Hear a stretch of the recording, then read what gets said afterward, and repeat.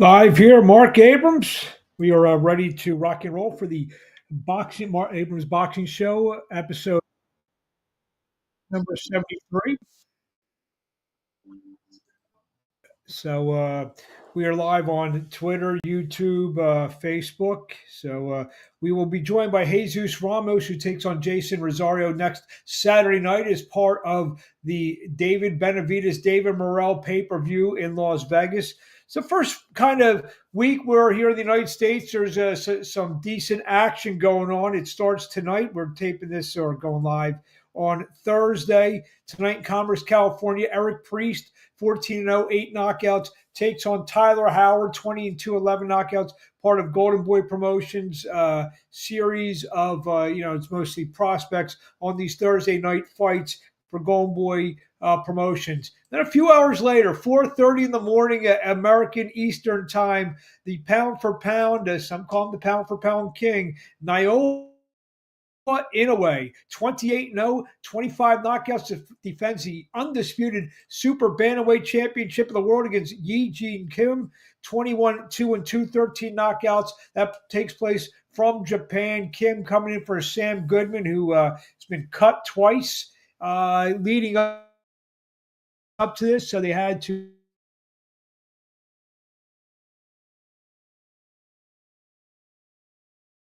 tonight in Japan. Friday night, Plant City, Florida, Najee Lopez, light heavyweight, 12-0, 9 knockouts, takes on Gilbert Castillo, 25-6 and 19 knockouts as part of Pro Box's. They're continuing a very good series of fights down in Florida. I know they're going to be expanding, doing some shows in California, doing some shows in Texas. They've already done a world title fight with Lamont Roach, who will be fighting Tank Davis on March 1st for the 135-pound World Championship. Saturday night in Las Vegas, live on the Zone, Diego Pacheco, 22-0, 18 knockouts, takes on fellow undefeated Steven Nelson, 20-0, 16 knockouts. It should be a good fight. I think Pacheco wins a tough fight, maybe gets a late stoppage in there. Nelson from the Bud Crawford camp in Omaha, Nebraska. So he will be a tough out in there for Diego Pacheco. Pacheco maybe a fight or so away, fighting for a world championship. Again, 22-0, 18 knockouts. Very impressive fighter. Also on the card, we'll see appearances by Andy Cruz and Ernesto Mercado. Finally, in Mexico, Saturday night, live on ESPN Plus, Omar Chavez, 41-8-1, 28 knockouts. He takes on Michel Rodriguez, 14-0, 7 knockouts. Like we said earlier before, we had a chance this week to speak to really top contender Jesus Ramos, who takes on Jeison Rosario as part of the Morrell Benavidez pay-per-view next Saturday night in Las Vegas, live on Prime Video, and this is how it went. Now joining me on the line is super welterweight contender Jesus. Now joining me on the line is super welterweight contender Jesus Ramos, who takes on Jeison Rosario on February 1st at the T-Mobile Arena, live on Prime pay-per-view. Jesus, how you doing? I'm doing good, man. How about yourself? Doing well, doing well. So as we tape this interview, we're about 10 days out. How you feeling going into the fight against the former unified world champion, Jeison Rosario? Yeah, man, I'm excited. I can't wait. The days are going by faster and faster, and I'm just excited. I can't wait to finally be back.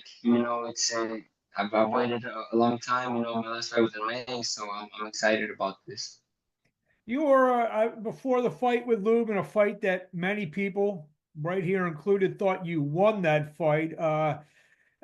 You were knocking on the door of a title shot. Obviously, that slight setback. How's your mindset now? I mean, you're one fight removed, the win over Johan Gonzalez in May. How's your mindset? Obviously, you were pretty much close to being on top of the world before the Lubin fight. Obviously, that may have disappointed you. How are you feeling now that you've had one fight now and looking this fight right in the eye? Definitely, yeah, man. It was disappointing. Obviously, hitting bumps like that. It's disappointing. It's tough, but I think it's part of the journey. So that's how I'm looking at that, and I'm motivated. I'm hungrier now. and it was kind of a blessing in disguise. It was like a wake up call. I was able to realize a lot of things and change a lot of things, and I I'm glad it happened. I'm glad the way things have played out the way they played out because I can say now that I'm ready. I'm ready to become a world champion and to take over the 154-pound division. You just said a blessing in disguise. Did it force you to make any type of changes, the way you go about things, the way you look at things? Did it kind of change your mindset a little bit? It changed a lot. Yeah, it changed my mindset. Like you said, perspective. You know, it's just when things are going right for so long, you kind of get used to it, and that changed. That has changed. I'm not I'm more aware. And I started reading books. I started, like I said, just learning more and growing more as a person, not only as an athlete. Jeison Rosario, he's still just 29 years old. I thought he was older than that. He's been around a long time. The win over Julian Williams, wins the title. Since that fight, since losing his titles to Charlo, seems like he's been a little bit different fighter. He had, I guess, an okay result in the draw versus Hurd in his last outing, but he's been stopped a couple times. His only wins have been pretty much back home in Dominican Republic. Is there a different fighter than you saw who fought? I know you're going to tell me you're going to prepare for the best, Jeison Rosario, but you feel he's a little bit different fighter now than he was the night he won the titles? I definitely do. Yeah, I was a fan of Rosario's. When he beat Julian Williams, when he became a world champion, I was watching and rooting for him. So yeah, definitely, I feel like he's obviously not the same fighter, but that doesn't change my preparation. I have to prepare for the best. Jeison Rosario, and his back's against the wall at the end of the day, man. This could be his last opportunity, and I think those are the most dangerous type of fighters. And with boxing now, we've seen all these upsets. We've seen everything that's going on. I think the worst thing you can do is be overconfident. Something like that. Anything can happen. At 154 pounds, like we said before the Lubin fight, had you won that Lubin fight, you probably, at least in my opinion, you probably would have been fighting for a world title in your next fight. Is this a fight that gets you the world title fight, or do you feel you may need one or two others to at least get yourself in position to fight for a world title? Honestly, I'm ready for a world title. I feel ready. The preparation that I've been doing, I feel ready. I feel 100% ready. But I'm gonna keep, taking on the competition that they, make me fight. I can only control so many things, and the things I can control, I make sure, that they're done 100%. That's getting ready, perfecting my craft, growing, 1% better each day.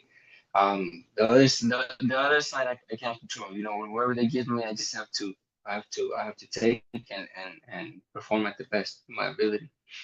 It always seems that you or your uncle Abel, you guys are always landing on these cards of the Benavidez. It's almost like an Arizona party at one of these shows, because it's usually either you and Abel and Jose, or David and you on this card. What's that like?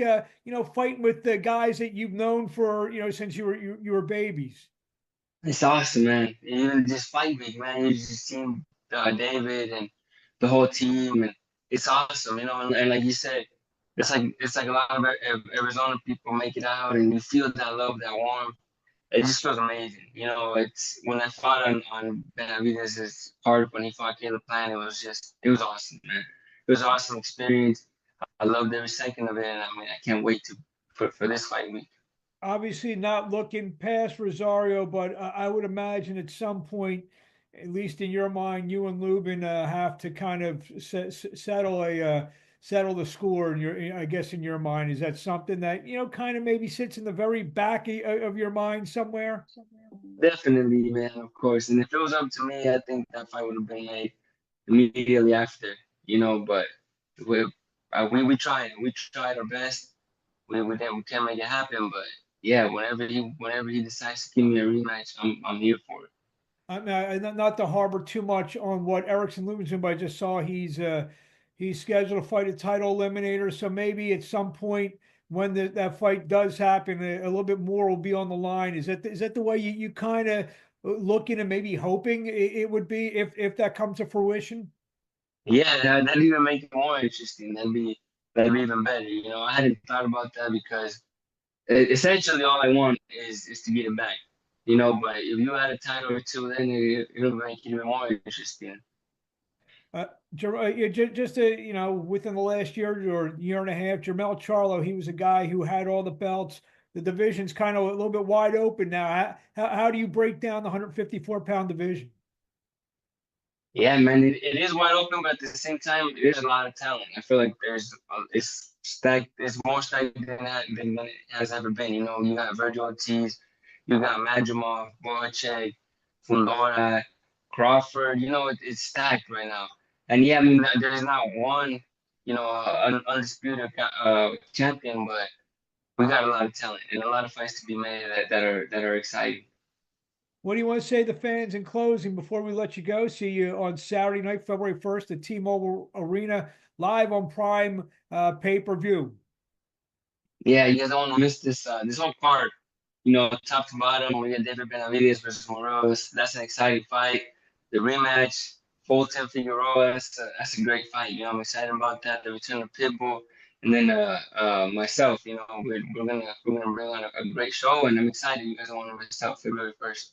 Or fights that exude action, and seems like there could be a lot of violence on February 1st in the T-Mobile Arena. And one of the guys looking to hand out some of that is Jesus Ramos. Thank you for a few minutes of your time. We'll see you. Look forward to watching the fight on February 1st live on Prime pay-per-view. Yes, sir. Thank you for your time, man. I appreciate it. Thank you.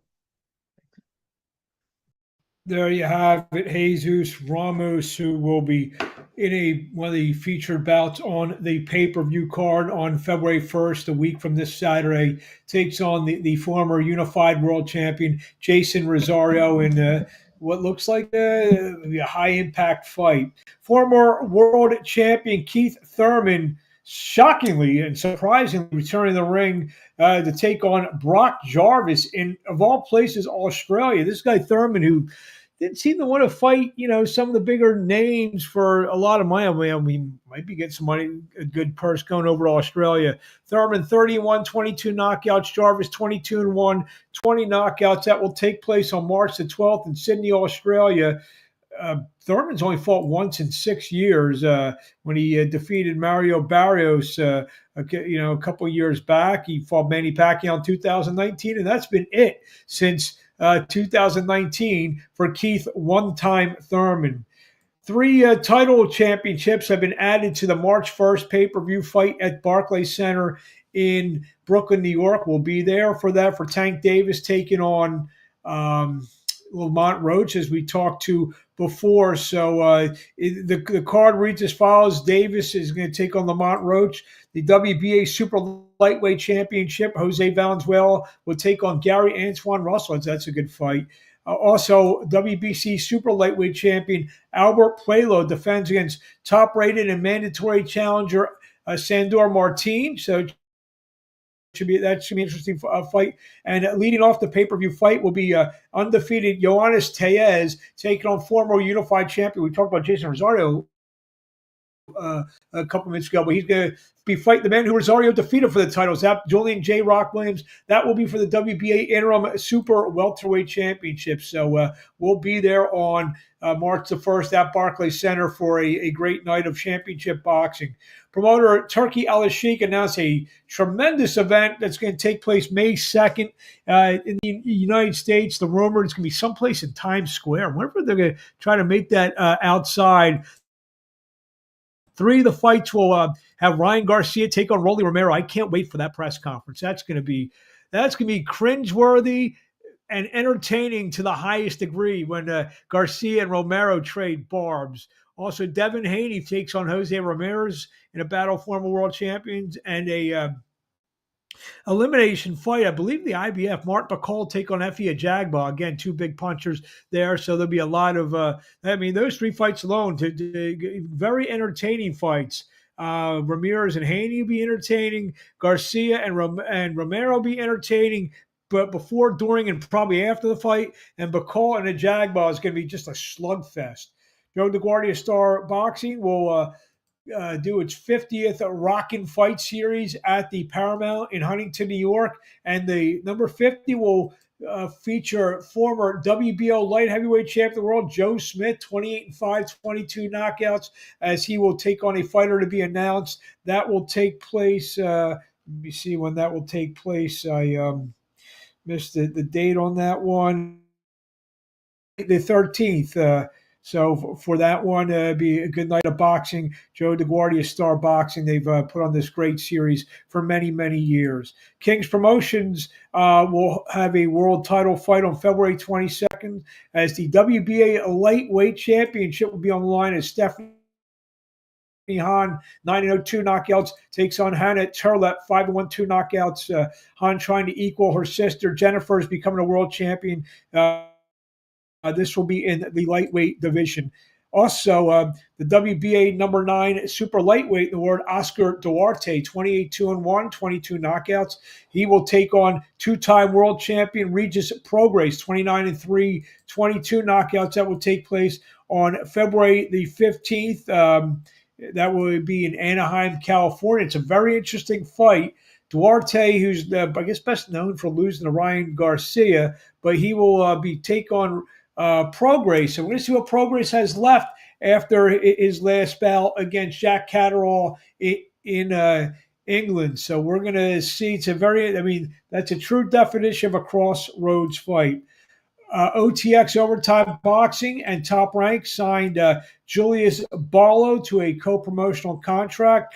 Barlow, who's from San Diego, is managed by James Prince, and he will be a featherweight. He's got a big social media following, so he's got a chance to, become a star sooner rather than later, Barlow, because of his following in terms of he's a very accomplished amateur fighter. James Prince and Top Rank usually don't get involved with fighters who can't fight. The WBC ordered the cruiserweight fight between Badu Jack taking on Ryan Ruzicki. Jack 21-1, take on Ruzicki 21-1, 19 knockouts. Two camps, if they can't make a deal, there'll be a purse bid February 4th. Ruzicki's promoter already sent Jack an offer, but I don't think Jack's people are going to want the fight. I think they may have some other aspirations, maybe something in the Middle East later on this spring. And finally, in something that normally we would lead off with, former heavyweight champion of the world Tyson Fury announced his retirement for, 14th, 17th, 19th time. Like I said, usually this would be big news. Fury's done. Do we believe him? I don't, because there's Anthony Joshua and Deontay Wilder fights waiting for him anytime he wants, despite him losing twice to Alexander Usyk for the heavyweight championships of the world. So I might have bet $1, and do I have $1 around here? I think we have not seen the last of Tyson Fury. I just saw some pictures today. He was vacationing in Paris with his wife, Paris. So after he gets back, I'm sure he's going to take some time and say, you know what, maybe I didn't mean it again this time. So that's our show this week. I want to thank Jesus Ramos for joining us. And like I said, we'll be back next week. Already working on some guests. Hopefully we have a couple more people be participating on the February 1st pay-per-view card. I'll be actually this Saturday night covering some bare knuckle boxing at the Wells Fargo Center right down the street here in Philadelphia. They're expecting over 18,000 people there. So I have to go check it out. Some former professional boxers on the card, and Joey DeWaco will be on the card. So the main event will be Eddie Alvarez and Jeremy Stevens. That'll be live on the Zone as well. So I want to thank everyone